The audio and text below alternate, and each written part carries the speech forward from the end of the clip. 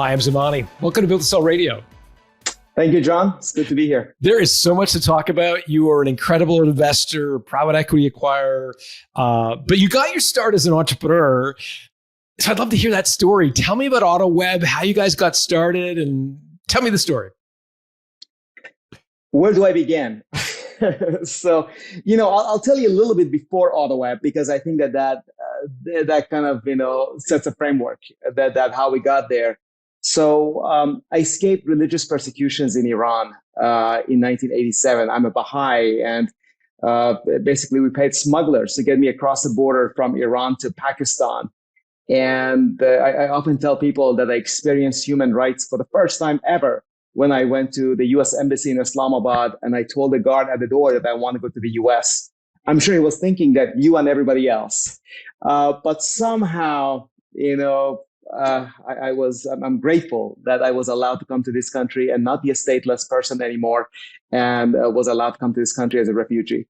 And at the age of 17, with $75 in my pocket, I landed in San Francisco. And the way that Autoweb came about was that my brother and I had come to the US together. He's 6 years older than me, but we went through college at the same time because we both got here at the same time. And he had gotten a job right after college, like within a month, at Microsoft. And this is a long, long time ago, 1994. And he called me up one day. He said, "Hey, what do you think about helping people find a car online?" I'm like, "That sounds amazing. I have no idea what you're talking about." 94, I gave my first email address. This is a long time ago. I did not have. Well, and I said, "Well, sounds amazing. I love cars." I was only 23, but I had bought and sold 16 cars, I think, up to that point. Cheap cars, that's all I could afford, but I loved cars. And I thought I'd been a victim of car dealers often enough that I wanted to experience being inside the industry. So we started that business together, frankly, not knowing it can become a significant business back then. This is right before Yahoo. This is when there were only 5,000 domains issued online.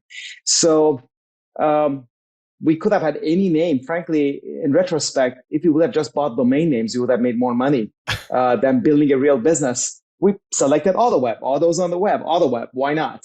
And that became the beginnings of that business. And I'm a sales guy. I love sales, and I'm not a techie in any shape or form. And so he became the techie, I became the sales guy, and it was a great partnership.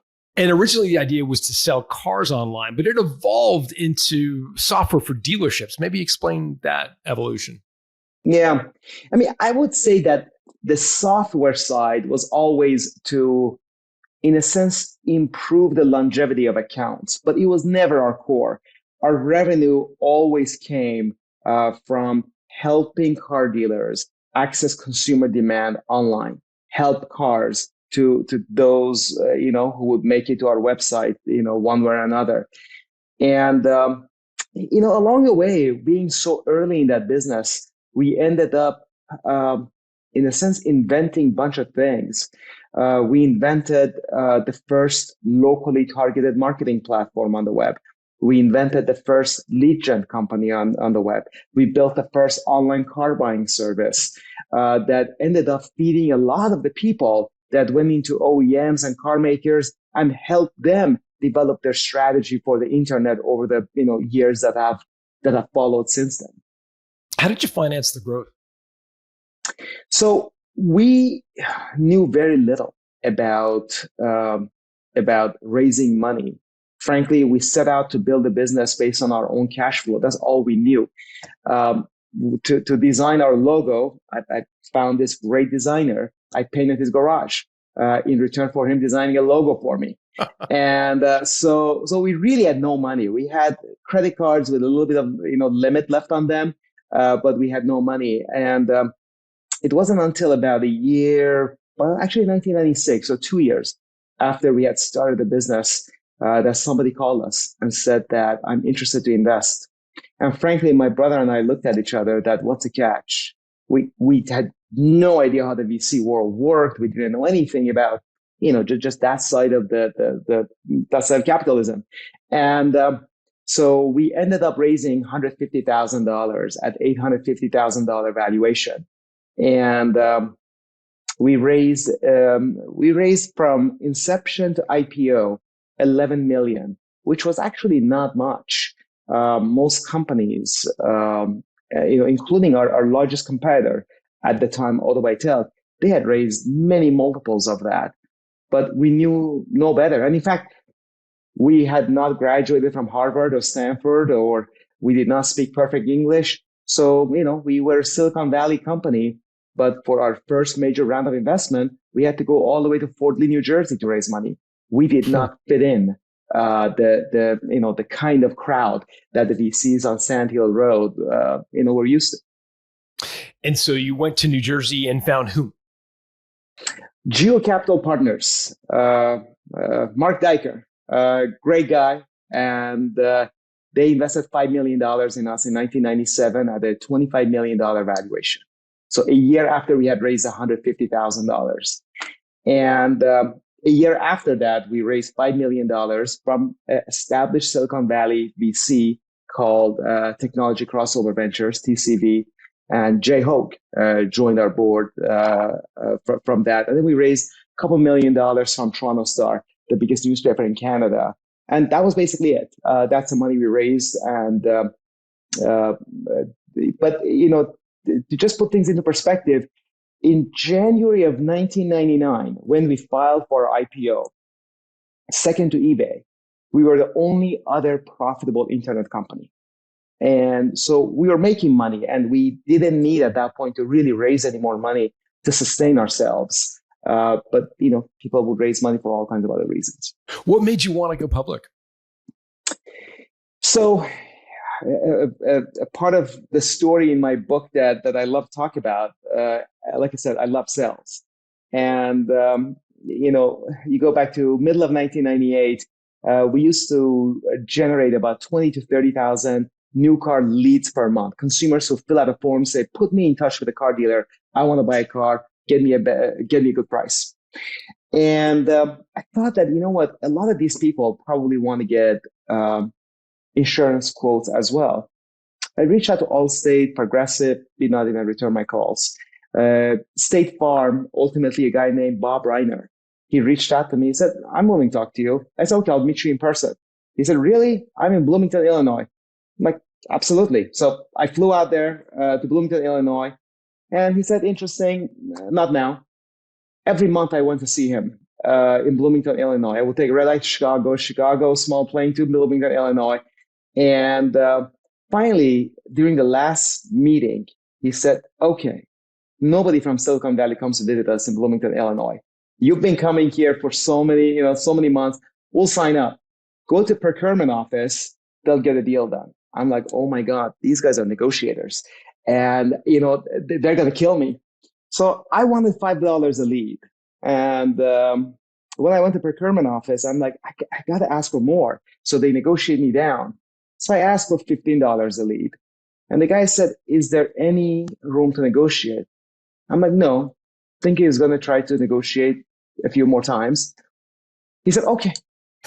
I'm like, I didn't feel very good about what happened. And also we had a need. We didn't want to raise more money. So I told them that, look, I can give you a much better deal if you pay me cash up front for 1 year. And they agreed, and they paid us a few $1 million cash up front. But the reason I tell you this story is that ultimately, a month and a half later, Bob Reiner reached out to me and said that we're interested in buying your company.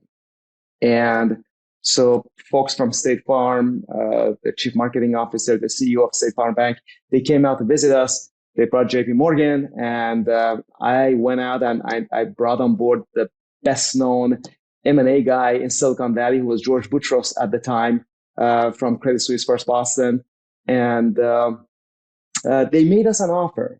It was a great offer, but we thought that going public would have been a better outcome. So, and it turned out to be. We went public a few months later, and the market cap reached 1.2 billion, which was significantly higher than the offer that they had made. But you learn your lessons in a difficult way, that a market cap in a public offering is not the same as cash. So, before I ask you that question, just give me a sense of, and maybe there's some sensitivity, but State Farm's offer, was it less than half of what the market cap was at the height, like a quarter of it? Like ballpark, was it pretty close? Are you able to share? Based on what I remember, I think it was just under a quarter of it. Okay. Yeah. But cash in hands. Absolutely. Yeah. Yeah. And how much of the company did you and your brother own at that time? Because I realized there were some investment stuff. Yeah. When the company went public, together we owned 40%. So you were able to maintain a big slice. We didn't raise that much money. We couldn't. People wouldn't really give us much money because of, like I said, who we were. We were not the typical kind of Silicon Valley entrepreneur they wanted to invest in. Yeah. Got it. Okay. So, and one of the other things I wanted to ask you before we go, at this time, 99, 98, from what I've talked to from other entrepreneurs, there was some pretty funky stuff going on in the term sheets of venture capitalists. For example, liquidity preference rights, and in many cases, like 2x, 3x, 5x liquidity preferences. Did you give away those sorts of liquidity preferences, and maybe walk through what that is for if somebody's never heard of a liquidity preference, and maybe talk to your own experience around that? Yeah. So back then, the most common term around that was 3x liquidation preference, or they called 3x non-participating liquidation preference. Which basically meant that the VCs would have the right to convert their preferred shares into common and participate with common, or basically trigger their preference and get 3x their money and move on. So they would only do that if 3x was more money than participating as shareholder, common holders. That is interesting because many of those terms have come back. And one of the things that I always think about when I see people raising money and they announce it, and founders, in particular, first-time founders, they get really excited about the term, the press release. There's a big number on it. And the way I see it is that you better know what you're going to do with that money, because often what happens is that if the day before you could have sold your company for $50 million, you would have been set for life.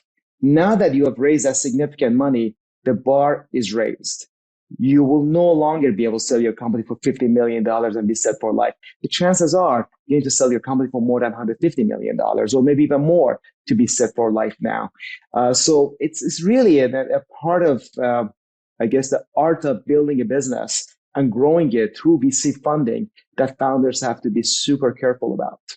Yeah. So you've got this offer from State Farm. Mm-hmm. And I'm guessing, I'm reading between the lines, but you fill me in. Sure.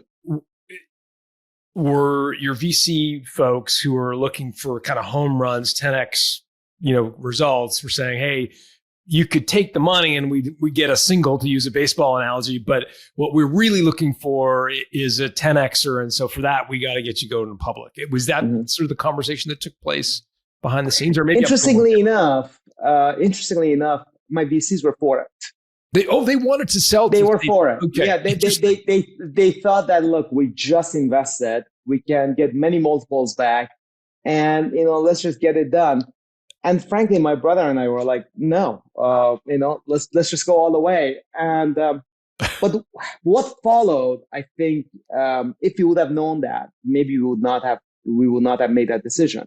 What followed was that, not surprising, the board, the VCs, wanted to bring on board basically a gray-haired person to run the business, a CEO.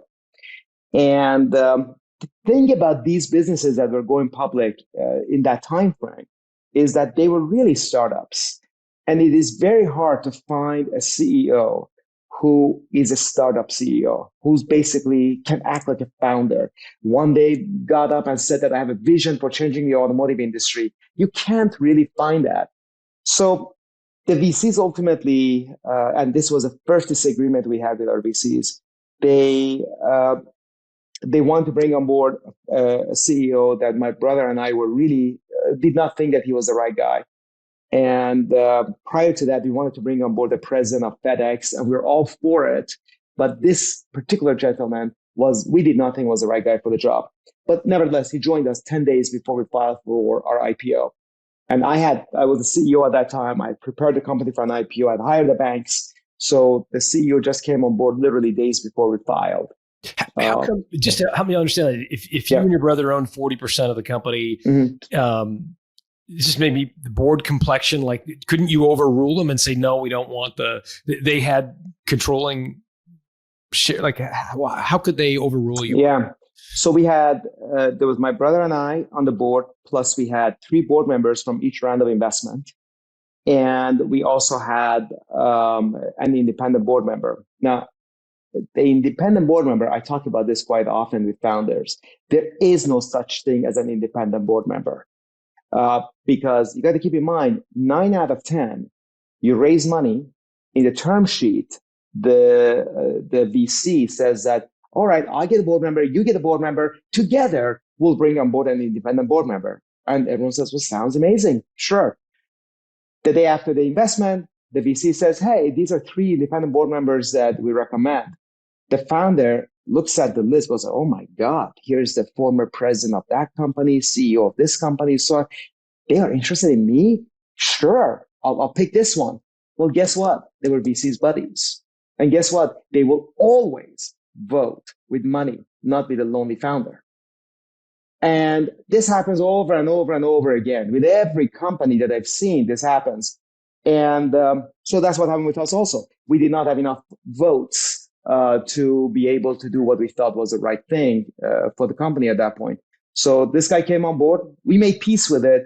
But I talk about this in my book quite a bit, that what happened after turned out to be a disaster that caused, really major carnage for the company. Talk about it. What happened? Well, I'll tell you a little bit about the IPO process, if you don't mind, and then we'll go to that, because I think that, I feel like this is about the art of it and the innovation part of it that I think as founders is really important for us to think about alternative ways to get to the same outcome. This is a story I really love about the process of taking the company public. So we had a major competitor in Southern California called Autoweb, founded by Pete Ellis. Great guy. I like the guy, but I was a fierce competitor of Pete Ellis, and Pete Ellis was a fierce competitor of us. And they had raised a lot more money than us, but our company was doing a little bit better. Financially was in a better situation. And we wanted to go public first. We thought that it would be important for us to set the stage, set the mood for the public market for this kind of a company. Unfortunately, a few days before us, they went public. They did not go public. They filed to go public. The backlog of IPOs were massive at that time. There were a lot of VC-backed companies that wanted to go public. So here we are, past midnight, the night that we were filing to go public, with a bunch of people in the finance department, CFO, and so on, that how do we beat them? One of our junior finance people had this brilliant idea. He said, well, all of these companies, including Autoweb, are going public as technology companies, and there's so many technology companies going public. There are no automotive companies going public. Let's file as an automotive company. And the automotive desk at SEC probably has nothing. And we'll get through that quickly.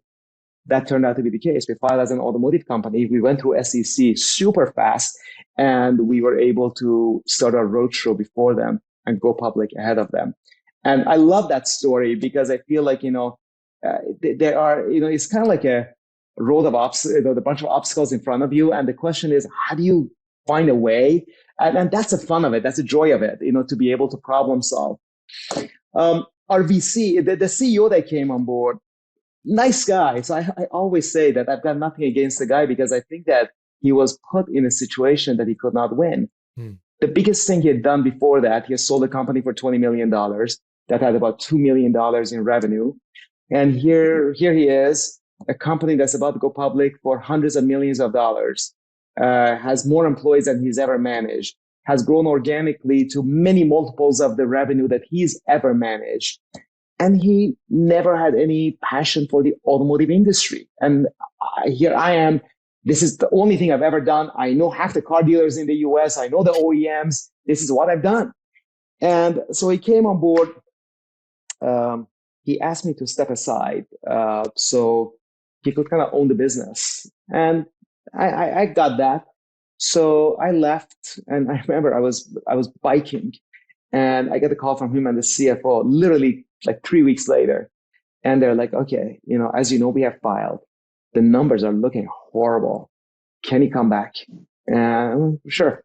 I went back. I realized what they had done, which the intention was good, but they did not know how a performance-based marketing platform works, that you want to maximize the probability conversion every step of the way. The moment you take your eyes off of analytics and only think about yourself as a brand, everything goes the wrong direction. So went back, we fixed the situation. The company went public, amazing IPO. But afterwards, it became clear that he just had a hard time managing that business. And the board agreed ultimately that he was the wrong guy. And the board wanted to fire him. But that is when, frankly, was a major wake-up call for me that I didn't really want to have much to do with the way that capitalism worked in the US and the way that companies were operated, not with the idea of building a company, but with the idea of manipulating a stock and or managing a stock price. And I just realized that VCs, as good as they may be, ultimately, they cannot care less if a company they invest in survives or not, as long as they get the multiples out. Tell me a story about, can you tell me a story about like a decision that made it obvious that really it was just about manipulating the stock price as opposed to delivering a product for a customer? Like how you might have made a different decision and how they were thinking. Like the CEO one, I get, and managing the analytics, that's kind of eye off the ball. But I'd be curious more like about an example of a decision that just lacked a sense of the purpose of the company. Yeah, I mean, without getting too specific on this one, I'll give you an example. Imagine that that firing the CEO is the right answer at that moment in time, but you choose not to do it because you're more worried about the impact on the stock price than the positive impact on the company. Because when the company announces that the CEO got fired, the stock could take a dive. But then in order for the stock to bounce back, the company has to perform for the next 12 to, let's say, 24 months. And if you don't have that time horizon, then as a result, you're a lot more focused on the short run. How am I going to keep the stock price high enough so my lockup has ended and I can sell my stock? I see, because you have a lockup period where you cannot sell your stock. That's exactly it. For 6 months, typically, well, VCs, everybody that basically is a part of the company prior to the IPO typically has a 6-month lockup. So imagine if you went public in March of 1999, it wouldn't be till September, October that we'd be able to sell. Okay. That's super helpful. And it's a good reminder for me to kind of peel back to bring us back up to 30,000 feet here. So $75 and a bus ticket in San Francisco, all the way to like $250 million, if I'm getting my math right, roughly, offer from State Farm, which you and your brother were like, no, we're going all in. We're going to turn that down. It's a lot of money. Yeah. We're going to go for an IPO. You do the IPO only to have this handcuff of this, a hold period where you can't sell, but you're seeing the value of that 40% holding go through the roof. Like from the day it IPO'd, I did a little research. It went from like, I think you priced the IPO at 15. It went to 40 eventually, didn't it? It was like a billion 50. two, something like that. Am I roughly right? Mm-hmm. Unbelievable. So here you're sitting on this incredible amount of money, but you can't make it liquid for 6 months. And I guess this is where I tell people, get yourself a mentor, get yourself somebody who knows what they're doing, because there are things you can do. There are ways that you can, in a sense, at least secure a portion of what you have gained. But I didn't know that, and I didn't pursue it. Well, let me in on the secret. How do you do that in a 6-month hold period? How do you create some liquidity for that? Well, there are ways to put a collar on it with the idea that you cannot sell the stock. The stock cannot be sold, but in a sense, you can buy insurance on that. But I didn't do any of that. But yeah, I mean, the company went public, and my brother and I owned 40%, and the company was worth $1 billion too. I remember that the day after the IPO, we were actually the day of the IPO.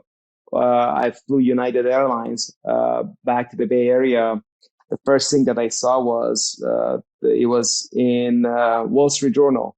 The headline was Autoweb worth more than Rolls Royce, which was true. Rolls Royce has sold for $500 million just recently. And back then, I think United Airlines was worth about $380 million. So my brother and I are thinking that we can buy this airline. But the fact is, again, you realize that when you take a company public, it's a long road to get access to cash.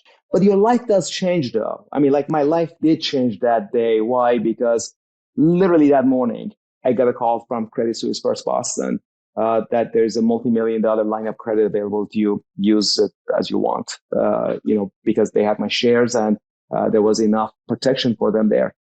But yeah, I mean, thinking back about what happened, I would have felt a lot more comfortable take the company public if I was the one running it. If I wasn't the one running it, I would have I probably should have sold it.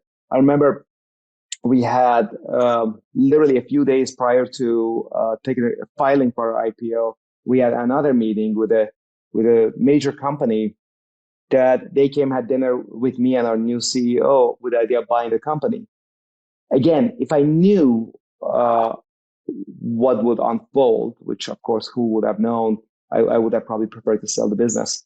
But back then, you could see that there was a real opportunity for us to build a massive enterprise. And I wish we had the opportunity, but we didn't. And I left the company in October of that year, so a few months after the IPO.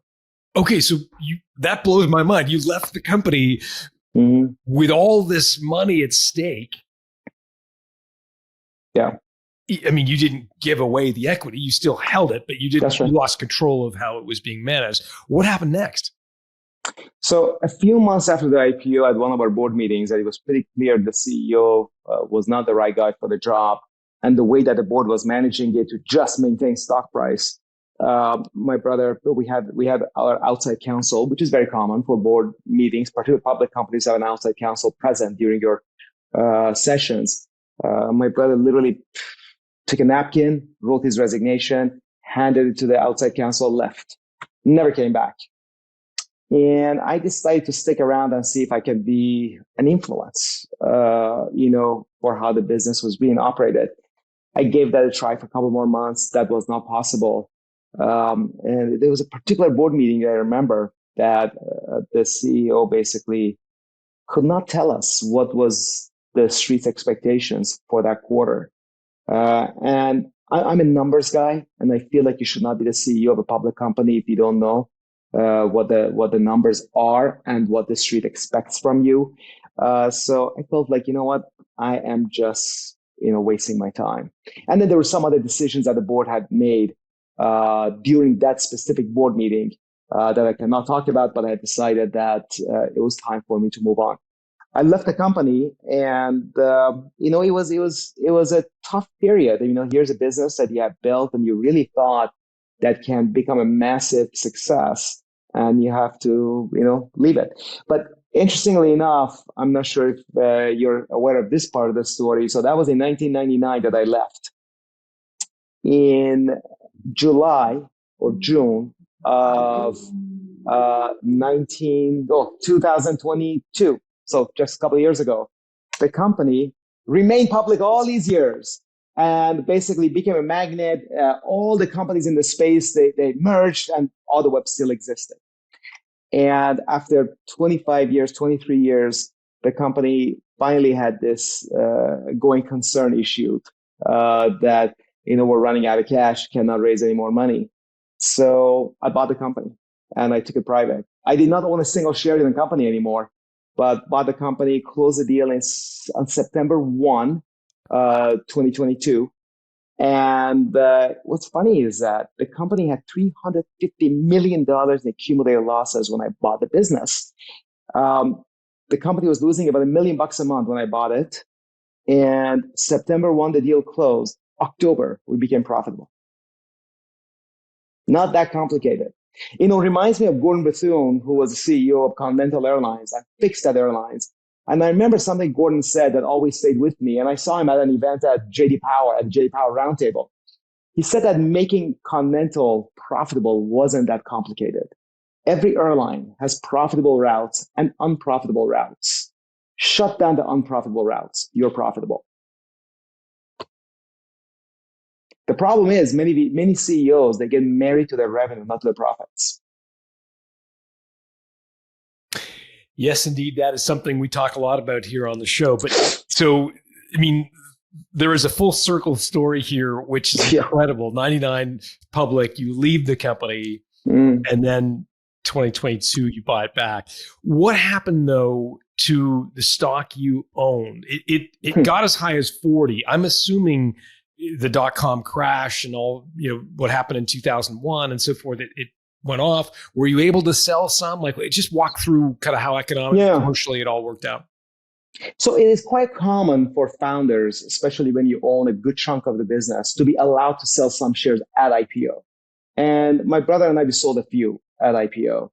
And after the lockup ended, we were able to sell some. But ultimately, the stock price, its peak was $50. Its lowest level was 18 cents. And so anyhow, interestingly enough, when the company had this going concern a couple of years ago, the company's market cap went all the way down to $5.5 million. So I bought the company for $5.5 million. Frankly, my legal fees were more than that to take a public company private. But the company today does, north of 60 million in revenue and very profitable. So it's been a good company. It has been a very resilient company, badly run, an orphan of a business for many years because nobody really cared. Everybody just wanted to collect a paycheck from it. But the company was resilient enough to survive a quarter of a century. And now it's growing again. And it's growing again. It's very profitable.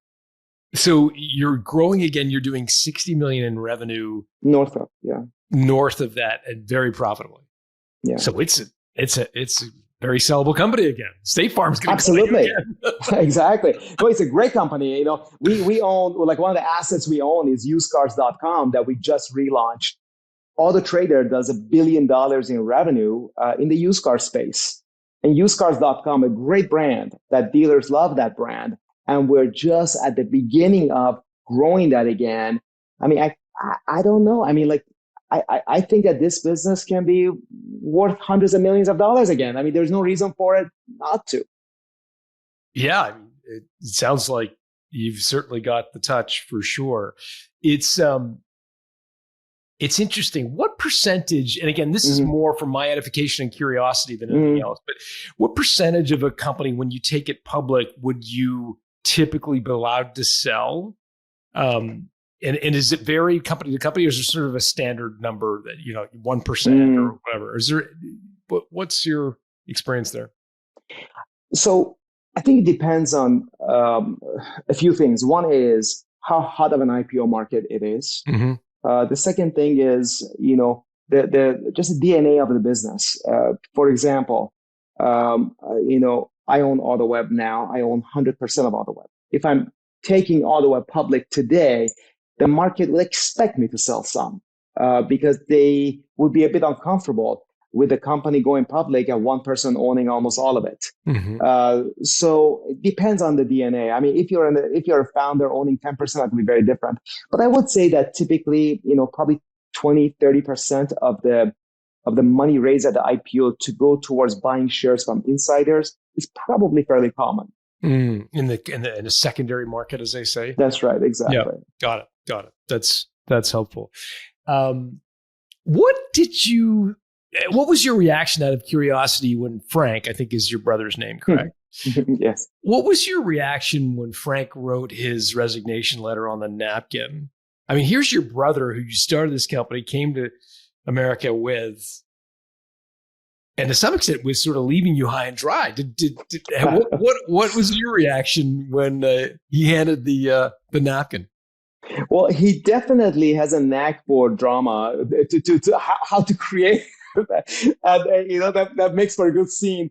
I you know at the time I got it. Frankly, I thought that the only reason I was sticking around was frankly out of benevolence towards the business because leaving the company meant you could sell your stock.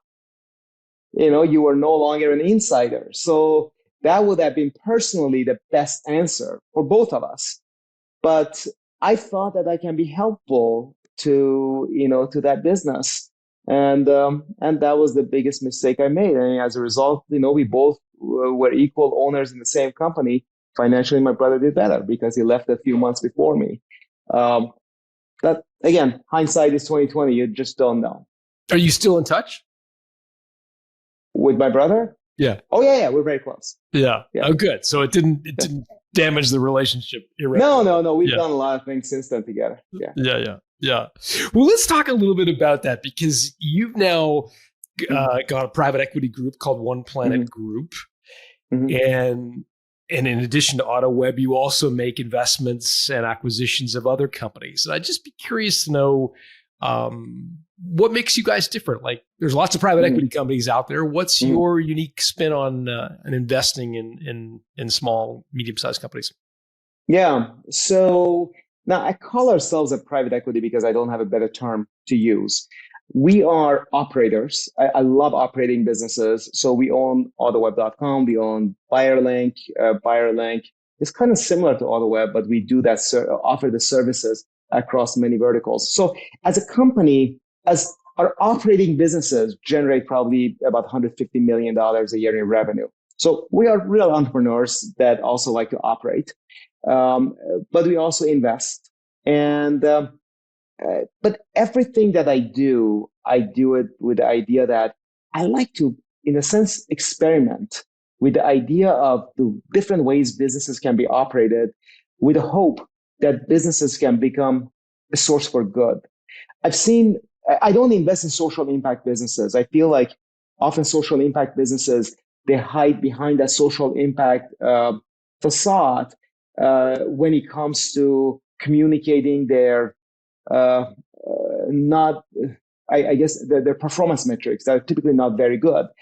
And I feel like every business, every great business should have a social impact agenda, should have a plan on how they're going to contribute to the betterment of the world. So every company we invest in has to sign a document that says the headline is for the betterment of the world. And this document basically says that, look, I may not have the money today, but I've got other forms of resources. But the way I'm going to build this business and my intention behind building this business will be to do certain things. And how I'm going to operate this business will be different. The way that I want to elevate my business to serve humanity. And then there are a few things that we list on that document. The point is, I've been in this industry for a long time. And by industry, I'm talking about Silicon Valley type businesses. Founders build companies. Even those founders that are successful, which, as you know, overwhelming majority are not, but even those that are successful, at the end, they find themselves not joyful. And the reason is money will never bring joy. Beyond a level, your necessities are taken care of, and that's important. But then what happens is that a founder builds a company, has an exit, wants to build the next one, and the next one better be bigger than the previous one in order for that supposedly joy to continue. The fact is, I believe we experience joy only when we are in service to others. So how can I make service a part of my business? Why is it that the betterment of the world should be left to nonprofits and greed left for the for-profits? Why can't we blur the lines? So there are a few things we do. One of them is, for example, that we believe in the concept of sacrificial giving, that we believe a company should give sacrificially to nonprofit causes so much that it will affect how much money I have left for investment back into the business. I don't think the world needs global dominators. Amazons of the world don't make the world a better place. There is no reason for me to feel like I need to build a business that is that large, that big. What's the point? I'm going to live one lifetime. How much money do I need? And how big should my business get? So that automatically, in a sense, puts a cap on how large of a business I will ever build. So I believe in that, sacrificial giving. The second thing is profit sharing. Make your employees part of your success. And beyond the stock, the value of the stock, because going public should not be the goal. Exit should not be the goal. Building a profitable, sustainable business should be the goal. And if your employees are part of that success, they will never basically bang on your door and ask, when are we selling? When are we going public? Maybe never. And that's okay. The other thing is service to humanity in action, not just money. So in our case, we give up to 9 days a year to our employees, and these are paid days. We encourage them on those days to serve, but they get paid whether or not they serve. You cannot force people to serve. You can only recommend it to them. So the service may be as simple as visiting the elderly, maybe going to some sort of a homeless shelter and supporting them, but they get to choose how they serve. There's one thing we encourage them not to do on those days, and that is to not serve political parties on those days. By nature, they're divisive. And we want, at least on that one day, unify the world and not divide it up. Those are some of the examples of the things that we try to do. And, I feel like there are spiritual elements of the values that we have all grown up with. They're timeless, and we like to see them at work. Like the number one item on our values for the company is leading with love, because we believe love is that magnet that keeps the universe together, keeps humanity together, and keeps our business together. So the love should be extended to not just our employees, but even our competitors. If my business and my existence will require someone else's demise, I should find a new business to get into. We want to lift up the tides. We don't want to be taking away from it. And I can hear the passion in your voice coming across when you talk about sacrificial giving and service to humanity and so forth. Where does this come from? Because on some level, I've observed people that go through a period where they don't have money, as you arrived with $75 in your pocket. They have an insatiable need to accumulate wealth to kind of quell that thirst for money. It sounds like to me you've found a way to quell the thirst. Maybe walk me through where that comes from, your commitment to social impact. Yeah. I mean, listen, accumulated capital is the worst form of capital. Capital is meant to serve me, the one who earned it, and humanity. So if capital is accumulated in the bank in the form of from one investment to another investment with the idea of diversification, what's the point ultimately? I cannot take it with me, and leaving it for my kids is going to corrupt them. I'd like to give them some, but beyond that, whatever I earn is meant to go back to humanity. And so I'd rather enjoy that aspect of the journey while I'm alive and not just leave it behind when I'm gone. So I truly fundamentally believe that in today's form of capitalism, we've gotten it wrong, that the Gordon Gekko model of greed is good. It's not. It doesn't make us happier in any shape or form. And, why should anyone have $1 billion in the bank? Nevertheless, a couple $100 billion. Why? Some people listening would say, okay, Payam, put your money where your mouth is. You're obviously a super smart guy, super creative. Why not go run a charity? Like, why not go, start a new hospital or a new orphanage, or why do you own these businesses that are so profitable when clearly you feel so passionate about giving back? What would you say to someone like that? So I love operating businesses. I'm an entrepreneur, and I love the fact that our businesses employ so many people, and I love the fact that we have these businesses so we're able to have the income to give a good chunk of it back to the communities where these businesses are and the broader world. But there is no question that ultimately everything that my wife and I have worked for belongs to humanity, not to us. We need a little bit of it, and that's something that makes sense. But beyond that, it is supposed to serve humanity. There's this concept that I believe that I walk on an earth that has been the source of all wealth. Ultimately, that is where all wealth has come from. And it belongs back to that same place that it came from. So that's what I like to live by. What are your thoughts on the giving pledge, the Warren Buffett, Bill Gates, half of your net worth to charity? What are your thoughts on that? So that I think that any form of giving is good giving. The thing that I would like to personally stay away from is having an agenda that I know what the solutions are. I don't know. I really don't know. Just because I'm good at running an online automotive business or I may be a decent investor doesn't mean I know how to solve the problems in Africa. So I believe in the concept of socioeconomic development, that I like to find people who are from there, are building stuff, doing stuff to solve problems in those parts of the world, and support them and help them, make their community better. They're already doing it, and they're sustainable. If you help them, they can do more of that good. I mean, I'll give you an example. My wife and I will love this organization in the Gambia called Starfish. We've been there. We volunteered there. My kids have volunteered there. The woman who is the founder, Mom Yasin, she's a wonderful human being. And she doesn't need us. She's doing a great job, self-sustained. But if you show up, you support her based on the plan that she lays out, she can do more of that good work. And she's really lifting up a whole generation of girls and women in the Gambia. That to me is the way that I like to see things done, rather than me showing up and saying that, oh, I know what your problem is. You need more vaccination. Let me give it to you. Who am I? How do I know? Right. Yeah, well said. Crossing the Desert is a book you've written. It comes out in June of this year, I believe. Yes. So by the time people listen to this, you can probably pre-order it. Maybe just take 30 seconds to describe it for folks who might be interested in getting a copy. So I've written this book 3 times. And finally, I decided that, okay, this time I'm going to publish it. And partly because I had a publisher who I had promised. So I had to get it out.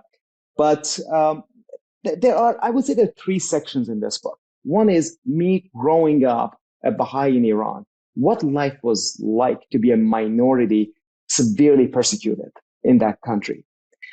The second part is, does it feel to be stateless? Imagine you show up in France tomorrow and you have lost your passport, but you don't have an embassy to call. You're stateless. How does that feel?